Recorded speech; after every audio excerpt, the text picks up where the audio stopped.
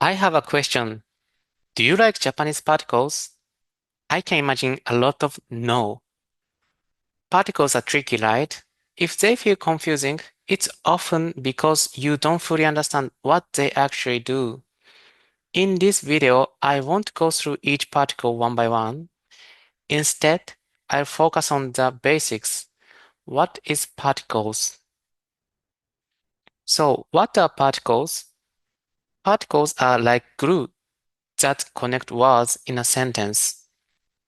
Japanese uses a subject-object-verb order, so instead of I love you, it becomes something like I, you, love. To connect I, you, and love, Japanese uses particle.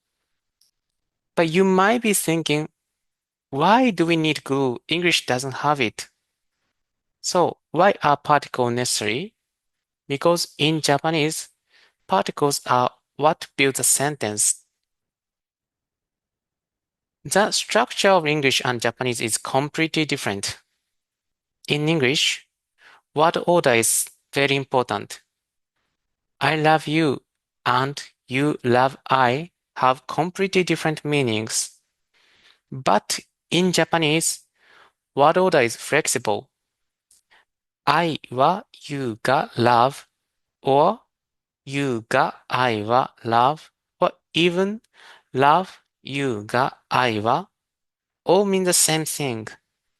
English shows the subject, verb, and objects through word order, but Japanese shows them using particles.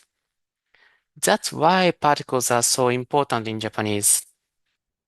Sometimes a single particle can completely change the meaning of a sentence. I は friend と eat means I eat with my friend. But if you change just one particle, I は friend を eat, it becomes I eat my friend.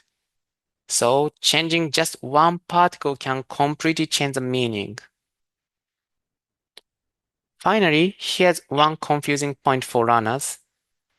In English, we say eat with friend, but in Japanese, it's friend to eat.